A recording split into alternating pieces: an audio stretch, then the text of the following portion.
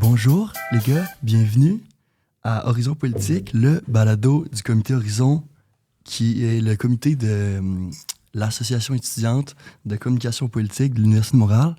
Je suis Julien Pelletier, étudiant en communication politique à l'Université de Montréal. Aujourd'hui, je reçois Jérôme Martinez et Jérémy Lardry-Cochet. Les gars, vous revenez d'échange en Corée du Sud, comment ça va? Ça va et toi? Ça va super bien. Aujourd'hui, je voulais principalement vous recevoir pour parler de votre échange en Corée du Sud. Et pendant que vous étiez là-bas, j'imagine, vous en avez entendu parler, tentative de coup d'État aussi qui a eu lieu en Corée du Sud. On va parler de ça. Ouais. Donc, première question, moi, j'aimerais bien commencer par, là, beaucoup d'étudiants veulent faire un échange. Vous, qu'est-ce qui vous motivait à aller faire un échange comme ça en Corée du Sud, loin de tout ce qu'on pourrait imaginer, de tout notre monde, là, tu sais? Moi, je dirais qu'avant tout, la Corée du Sud, ça a été une expérience culturelle. Ça nous a permis de nous immerger dans un monde qu'on ne connaît pas, avec des personnes, une culture et surtout une langue qu'on ne connaît absolument pas. Je sais que ça peut faire peur à certains et certaines, mais c'était vraiment ce qu'on cherchait nous, en fait. On ne voulait pas aller en Europe parce qu'on connaît, on ne voulait pas rester en Amérique du Nord parce qu'on connaît, on voulait vraiment expérimenter quelque chose qu'on ne peut pas faire au quotidien. Ouais, puis pour vous qui êtes des étudiants français, de base, faire un échange, c'est sûr qu'en Corée du Sud, ça faisait plus de sens, tu sais. Et de ton côté, genre... Ouais, c'est ça en fait. On voulait vraiment juste partir, découvrir de nouvelles choses. Pas rentrer en Europe ni en Amérique du Nord comme il a dit, mais vraiment se dépayser complètement. La Corée du Sud, c'était le bon compromis parce que les plages horaires des cours, du semestre rentraient dans ce qu'on a nous aussi, donc c'était vraiment idéal. Excellent. Puis parlons un peu de faisabilité. Je sais qu'il y a beaucoup d'étudiants qui veulent faire un échange. Côté acceptation, est-ce que c'était contingenté? Ça a été évident?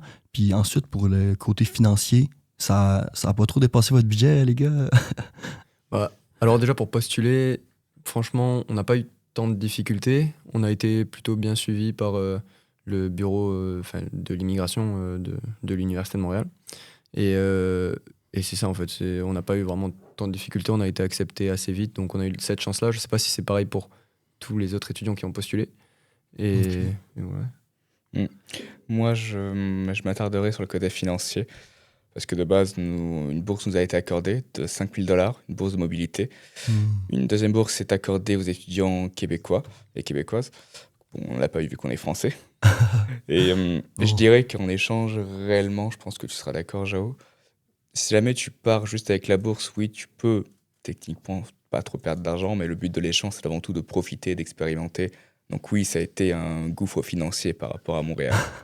Ok, c'est Ouais, ça. c'était compliqué parce qu'on avait quand même les billets d'avion à gérer, les frais de scolarité tout de même ici. Puis la vie là-bas, ça on y reviendra après, mais en Corée du Sud, c'est vrai qu'on n'a pas eu trop de difficultés à s'acheter à manger ni rien, vu que les prix n'étaient pas très élevés. Mais c'est quand même un tarif. Ok, fait quand même, c'est ça pour les gens qui veulent faire un échange, c'est à prévoir le budget. Et c'est vraiment plus cher qu'on s'entend, là. Faut être prêt, là. Ouais. Puis aussi, là, faire l'échange, tout ça, c'est vraiment dépaysant. On sort des sentiers battus, on arrive dans un endroit où on connaît personne. Vous aviez la chance de vous avoir l'un l'autre à Séoul, mais quand même, rencontrer des nouvelles personnes, tout ça. Est-ce que ça s'est bien passé, ça, côté intégration? Hein? C'est ça, en fait, les premières semaines, c'est vrai qu'on était souvent tous les deux, puisqu'on connaissait personne d'autre, donc ça nous a permis de ne pas nous sentir seuls, ne pas nous sentir perdus dans le nouveau pays. Mais dès que l'université a commencé, les activités d'intégration, on a pu chacun se trouver des nouvelles personnes avec qui passer du temps, etc. Donc ça se fait naturellement, en fait. Non, je suis d'accord, vraiment. Je pense que ce qu'il faut éviter, c'est de rester dans sa zone de confort. Mettons, Jao et moi, qu'on reste ensemble pendant tout un échange, ça sert à rien. À ce niveau-là, autant rester chez nous, je pense. C'est ça, on a réussi à faire des activités assez différentes de l'un de l'autre, trouver des gens différents. En fait, on n'a pas vécu le même échange au vu des personnes qu'on a côtoyées qui étaient différentes, mais on a quand même réussi à trouver du temps juste nous deux pour profiter ensemble, parce qu'on part quand même ensemble à la base. Donc c'est ça, on a eu un bon compromis là-dessus. C'est ça qui est beau, ouais. Excellent. Et puis aussi, on est à l'Université de Montréal, on le sait, il y a beaucoup d'étudiants internationaux, d'étudiants étrangers. On a quand même l'habitude de les voir un peu formés des sous-groupes quand même dans l'université. Là, vous étiez ces étudiants-là, étrangers, internationaux. Comment ça se passait? Est-ce que vous vous êtes mis amis seulement avec des étudiants internationaux? Est-ce que vous avez eu quand même des contacts avec les Sud-Coréens? La langue, tout ça, ça se passait comment? Bah, la langue, déjà, les Sud-Coréens qui étaient dans notre université arrivaient plus ou moins à communiquer avec nous. Je dis plus ou moins parce que c'est vrai que j'ai pas l'impression qu'on leur apprend vraiment l'anglais ou quoi que ce soit à l'école avant. Certains avaient pas mal avec des difficultés, je dirais comme partout finalement. Mais sinon, pour l'intégration, c'est vrai que de base, en tant qu'étudiant international, on a plus de facilité à s'intégrer avec les autres étudiants internationaux parce que des choses sont mises en place pour qu'on s'intègre tous ensemble comme ça. Mais bien sinon, sûr. on a pu quand même trouver comment s'intégrer avec d'autres étudiants coréens de par les activités qui étaient proposées à l'université, les associations. Moi, j'ajouterais que c'est assez malheureux, mais quoi qu'il arrive, il y a toujours un regroupement des personnes. Par exemple, les Canadiens restant entre eux, les Américains entre eux, les Français souvent entre eux. Clairement. C'est pas forcément quelque chose de mal, mais c'est quelque chose qui arrive parce que la culture, l'humour, la façon de parler, ça rapproche forcément. Ouais, exact, les mêmes références culturelles. Je dirais pas qu'il faut se détacher de ça forcément, parce qu'on peut passer des super moments avec, mais c'est vrai que si l'université ne propose pas d'activité qui nous permet de nous intégrer avec les étudiants locaux, ça va être compliqué pour les étudiants internationaux. Et pour le coup, l'Université nationale de Séoul dans laquelle on était réussissait pas mal le coup. Ah ouais, parce que c'est ça, vous aviez des activités pour d'intégration qui contribuaient à rencontrer d'autres personnes, c'est ça? Je comprends bien, ça ressemble à quoi? Ouais, globalement, c'est à peu près ça. Dites-vous que à cette université, il y avait différents clubs qui étaient présentés dès le début de l'année. On pouvait s'y inscrire, même même en étant étranger. Et par exemple, moi, j'avais été inscrit dans un système de parrainage où j'avais du coup un parrain coréen qui se chargeait un peu de mon intégration. C'est ça, de me suivre et d'être sûr que j'aille bien, que j'étais pas dépressif, quoi, globalement. Ok. Et moi c'est pareil, il y a un club aussi qui nous a été présenté au début de l'année. En fait, c'est ça ce qu'ils font, ils se mettent dans un parc la première semaine avec plein de stands et toi tu vas t'inscrire là où tu as envie, etc. Ça permet de rencontrer. Moi, c'était donc un club de foot, de soccer. Voilà. Et donc, oui, c'est ça que tu me disais. Je dirais, on était 5 étudiants internationaux, mais tout le reste, c'était des Coréens. Et c'est vrai que l'intégration avec eux, on avait pas mal d'activités avec eux, des matchs, des entraînements, mais aussi des sorties au bar, au restaurant, etc. Donc là, pour le coup, on a pu aussi découvrir la vie coréenne par des Coréens. Et c'était vrai que c'était quelque chose de... Ouais, ça a dû bien contribuer à s'inscrire dans une équipe. Franchement, quand tu m'as dit ça, c'est le meilleur truc pour s'intégrer parce que faire partie d'une équipe sportive, ça devient, on s'entend, ça devient tes amis rapidement. Ouais, Est-ce que tu avais quelque chose de similaire de ton côté? Tu avais une équipe, Jay? Non, particulièrement, vraiment. Ok. Pour ce côté-là, j'étais plus avec un gros groupe de franco-français au quotidien, vraiment. Ok, toi, t'étais dans le sous-groupe de français, là. Vraiment, j'étais cette personne-là. J'étais ça. Là, vous étiez sur un nouveau continent, en Asie, vous êtes en Corée du Sud. Avez-vous saisi l'opportunité de, un peu, durant les fins de semaine, aller à gauche, à droite? Avez-vous voyagé? Parlez-moi un peu de vos escapades, je suis curieux. Alors déjà, on a eu une grosse escapade tous les deux, déjà, qu'on a fait en commun, je veux dire. Ok. On est allé donc à Jeju, c'est une île qui est au sud de la Corée du Sud. Voilà, c'est vraiment... île paradisiaque, quoi. Voilà, c'est une île volcanique, en fait. Donc il y a pas mal de randonnées à faire, de Vous allez là avant, à quel moment on y est allé, je crois que c'est en octobre, quelque chose comme ça, début octobre. Donc c'était pendant la fin de semaine, en fait. C'est assez pratique, puisque c'est petit la Corée, donc pour se déplacer, c'est pas très long, que ce soit en avion, en train ou en métro. Donc on peut aller un peu partout, c'est vraiment pratique. Et c'est ça, Jeju, franchement, on a adoré. En tout cas, moi j'ai adoré. L'île est assez petite, donc voilà, on peut pas mal visiter pas mal de choses, des musées, et puis la nature était magnifique aussi. Ouais. Pied d'avion direct pour l'île, c'est ça? C'est ça. Ok. Non, je suis d'accord. On a vraiment beaucoup voyagé ensemble, rien qu'en train, comme tu le disais. On a eu l'occasion d'aller au centre de la Corée du Sud. On a fait plusieurs villes plus ou moins grosses que Séoul forcément. On a pu voir différents types de temples, différents types d'architecture, et je pense vraiment qu'on a été chanceux de ce côté-là. De mon côté, je sais que j'ai fait un gros voyage en dehors de la Corée du Sud. Je suis parti avec une amie française, du coup je m'étais fait là-bas en Thaïlande pendant 10 jours. Et honnêtement, j'en suis ressorti très content. J'étais heureux d'avoir eu ce petit décalage dans un pays d'Asie du Sud-Est, du coup. Et bon, ça a coûté son prix, bien sûr, mais je regrette pas, vraiment pas. Ah Ouais, ouais. ça c'est bien aussi, parce que la Corée du Sud, elle a une proximité géographique avec pas mal de nouveaux pays qu'on connaissait pas. Mm. Donc c'est vraiment intéressant de ce point-là aussi. Ah ouais, parce que moi, ça m'amuse toujours à Montréal quand je parle des étudiants internationaux, puis là, à toutes les fins de semaine, ils partent, ils vont à New York, ils vont à Québec, Mm. tout ça.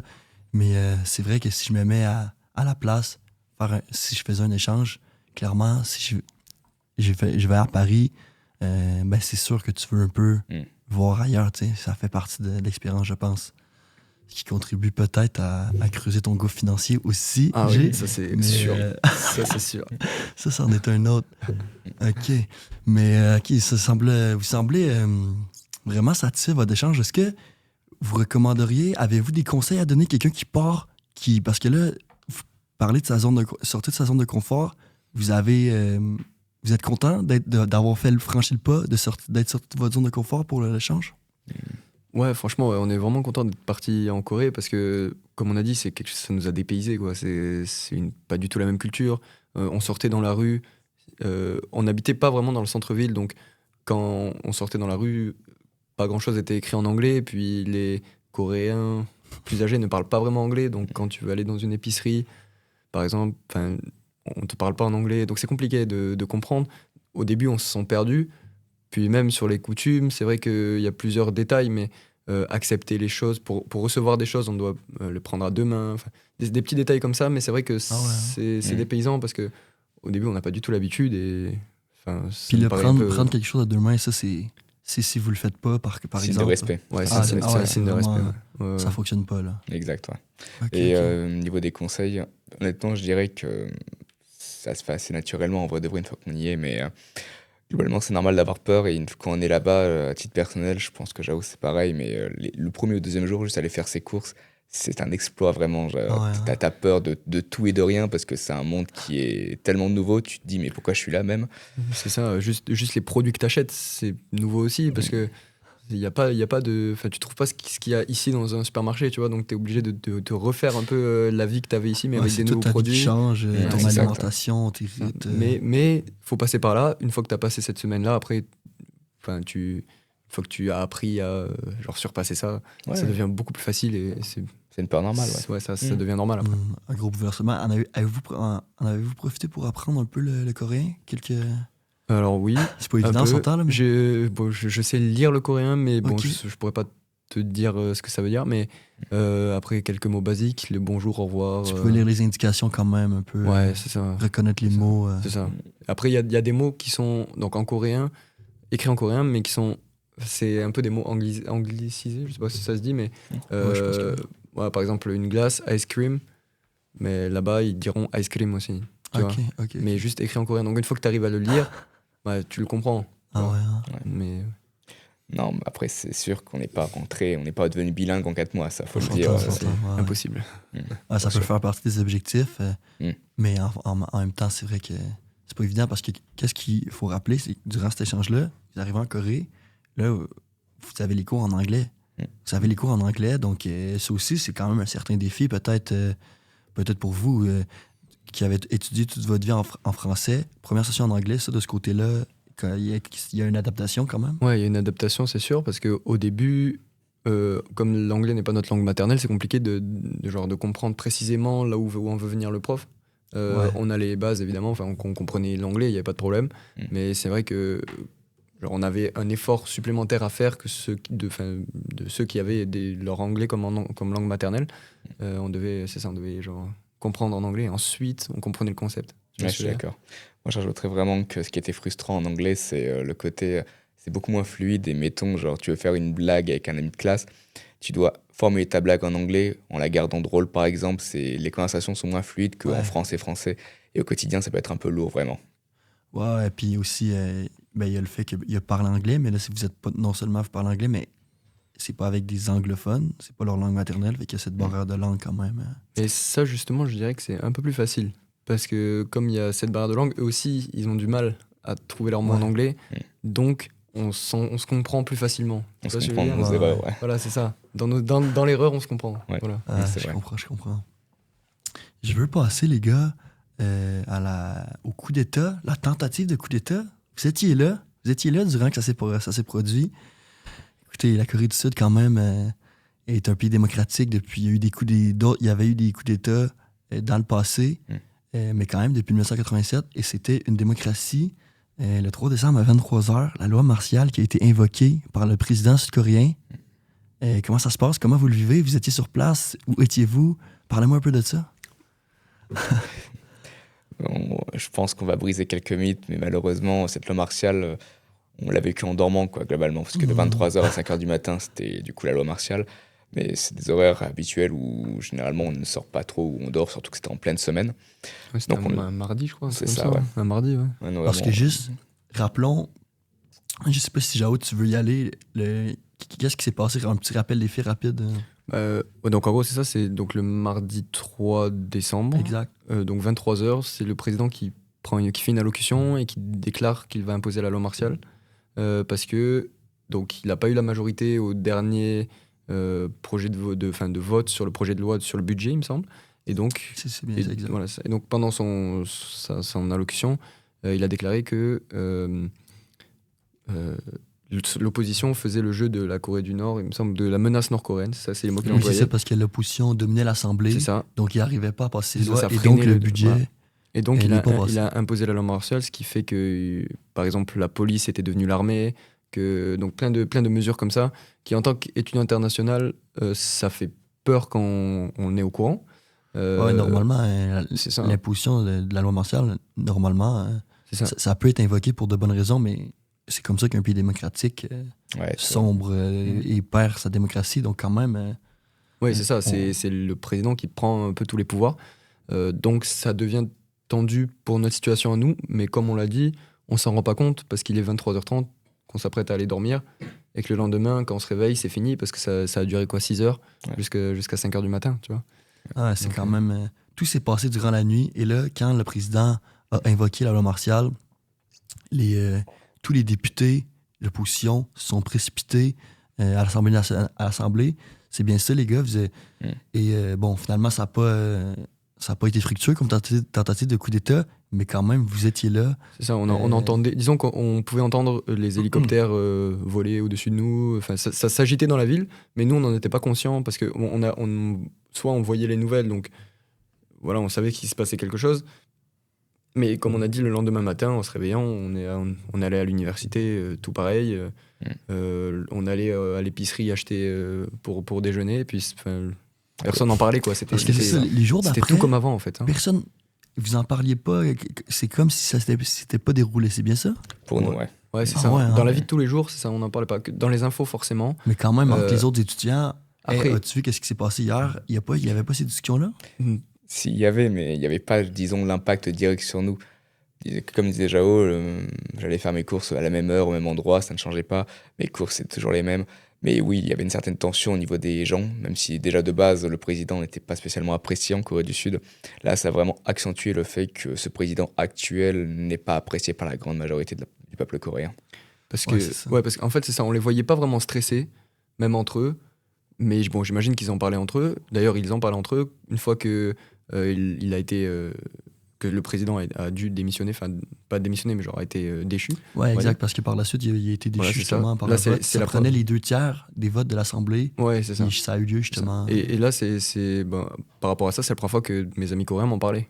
Donc avant ça, ils avaient pas l'air vraiment très stressés. Juste on voyait des manifestations qui se passaient principalement dans les universités, dans les lieux intellectuels finalement, comme les universités, les bibliothèques, tout ça.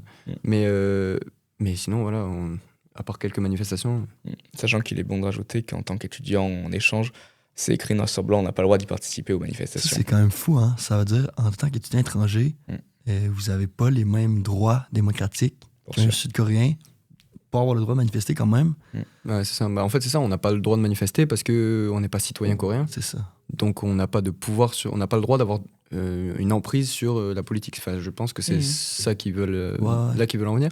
Mais du coup, comme on ne pouvait pas assister aux manifestations, c'est vrai que l'après coup d'État, l'après loi martiale, on l'a pas du tout vécu finalement.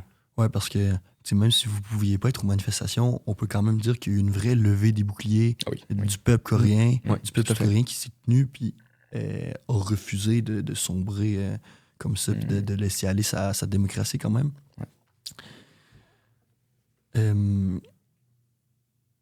Ouais, en gros, c'est ça. C'est, quand on est arrivé en Corée, on pensait pas que la menace... qu'on aurait dû avoir peur du gouvernement coréen, sud-coréen, tu vois. On pensait que la menace, elle venait plutôt de Corée du Nord, puisqu'on entendait parler avant d'y aller. Quand, je sais pas, on recevait c'était quoi? C'était des sacs remplis d'excréments qui étaient envoyés en Corée du Sud. Voilà.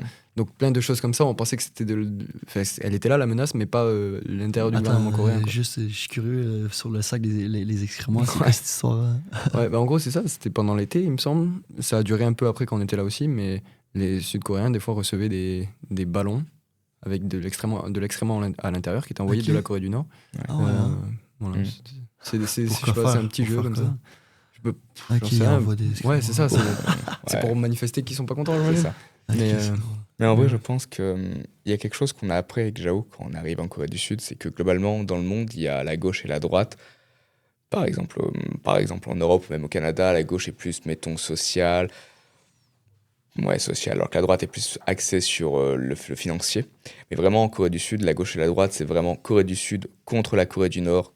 Enfin, la droite, c'est vraiment on est contre la Corée du Nord, et puis la gauche, c'est vraiment on veut s'allier avec la Corée du Nord pour essayer de renouer une Corée unie.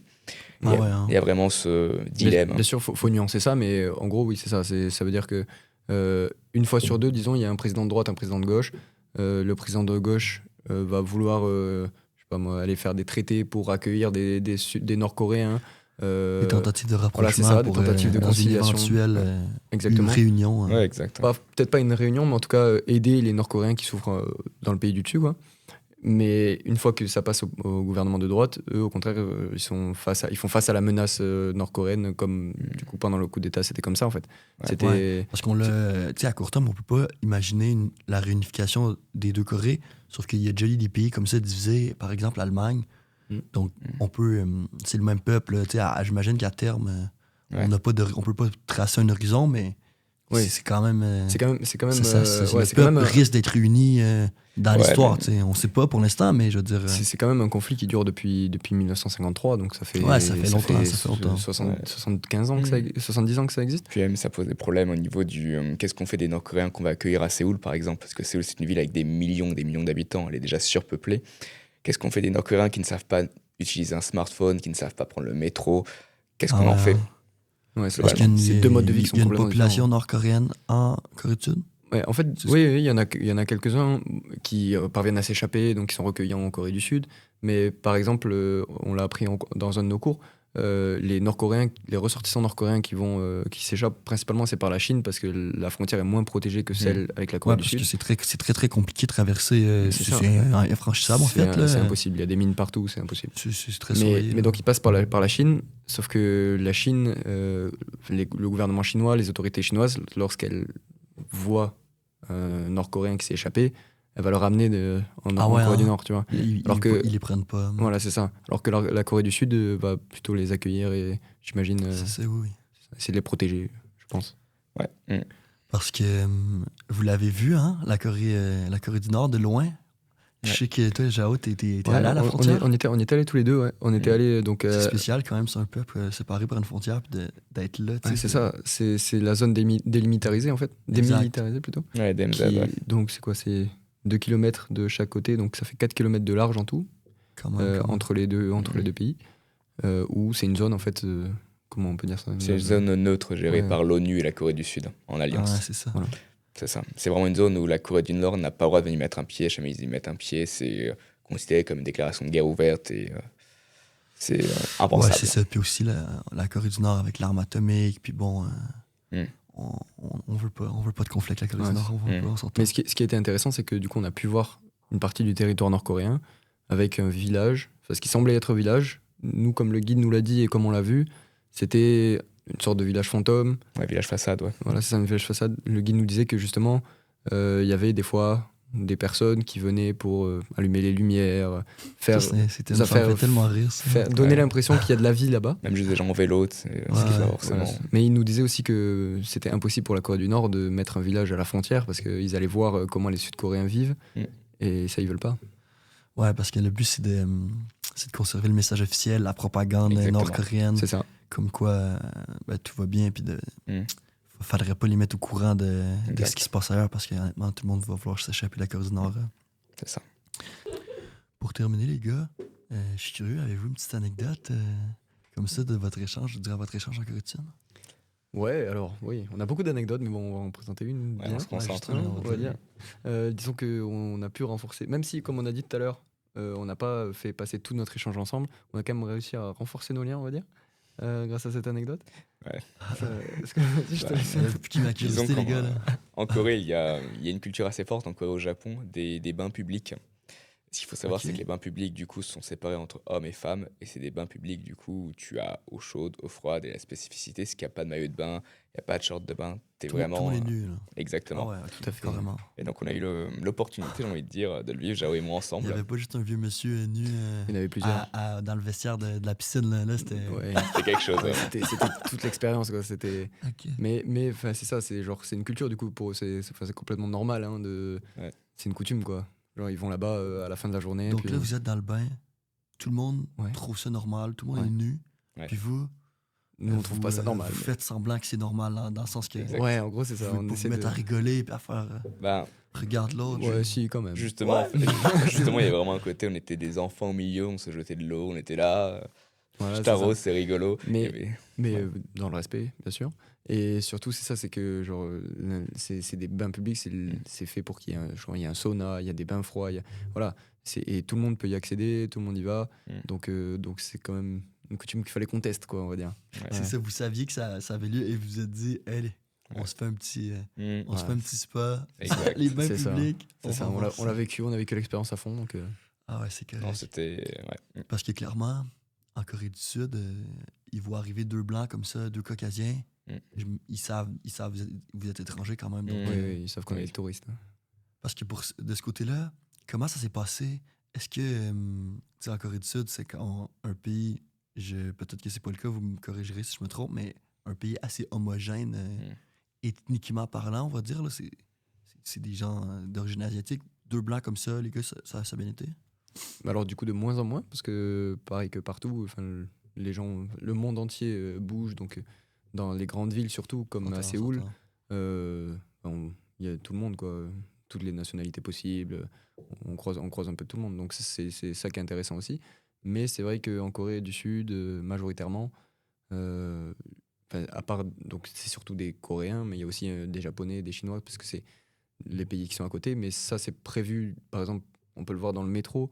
Dans le métro, c'est d'abord écrit en coréen, juste après, c'est écrit en japonais, juste à côté, c'est écrit en chinois, mandarin, je pense, et après, c'est écrit en anglais. Donc, c'est fait quand même pour quatrième langue anglaise, c'est ouais. ça, mais c'est fait quand même pour que tout le monde puisse comprendre, et donc, il y a une forme d'inclusion Ouais. assez importante. Moi, trouve. je sais qu'à titre personnel, j'avais une vision assez pessimiste du fait d'être caucasien en Corée du Sud. Parce que quoi qu'il arrive, il y avait vraiment écrit sur notre tête qu'on était des touristes. Même si on habitait Ah ouais, là-bas, il y avait écrit dès qu'on rentrait dans un restaurant, ils nous parlaient en anglais, ou ils avaient peur même des fois de venir nous parler, juste de prendre notre commande. Parce Ok, que c'est vrai. barrière de la langue, barrière culturelle, ils avaient un peu peur, et nous aussi d'ailleurs. Mm. Et ouais, par exemple, un truc qui m'avait frappé, c'était un soir où je crois que tu étais là, Jao, on était sortis pour aller en nightclub, tu vois, le soir. Et on a trouvé un qui avait l'air pas mal, on fait la file d'attente pour rentrer. Puis arrivé devant, le vigile nous dit clairement, non, excusez-nous, mais vous n'êtes ni chinois, ni coréen, ni japonais, vous ne rentrez pas. Ah, carrément, le gars, il vous a vu, il fait, ah, ici, c'est que des ça. Asiatiques, il n'y a pas de blancs ici. Et donc, Ouais, hein. donc bon, c'est... Quand même, donc il y a une forme de discrimination. Ouais, mais eux, ouais. je pense même pas qu'ils le perçoivent comme une discrimination. Ouais, juste, Ouais, c'est ça. C'est ça le truc, c'est que je pense pas qu'ils le Mais perçoivent eux, ce comme. qu'ils connaissent, c'est. Ben, tout le monde a ce trait. Mais comme c'est ça. Parce que surtout que D'être asiatique. Donc là, quand il y a des étrangers, là, c'est un peu. Ils savent pas comment agir, c'est ça. Ouais, Exact. parce que l'immigration vers la Corée du Sud, elle est très récente en vrai. Déjà, le pays est assez récent, mais on le voit dans les infrastructures, tout ça qui date vraiment des années 70-80. Mais sinon, l'immigration, elle est arrivée vraiment dans les années 2000-2010. La culture coréenne, on la connaissait pas avant vraiment les années 2000-2010 aussi.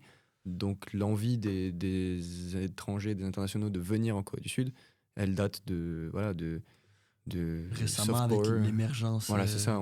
Les K-dramas, tout ça. Les K-dramas, la K-pop, ça, exactement. oui. Ça s'est internationalisé, mais il y a 5-6 ans là. Bon, un peu plus, je dirais. Ouais, voilà. Tu as l'idée, quoi. Ouais. La Corée, c'est un peu vu comme le nouveau Japon, je pense, actuellement. C'est ça. C'est super intéressant. C'est comme ça que se conclut le premier épisode du Palado Horizon Politique. Merci les gars d'être venus Y a pas de au quoi. micro. Merci beaucoup.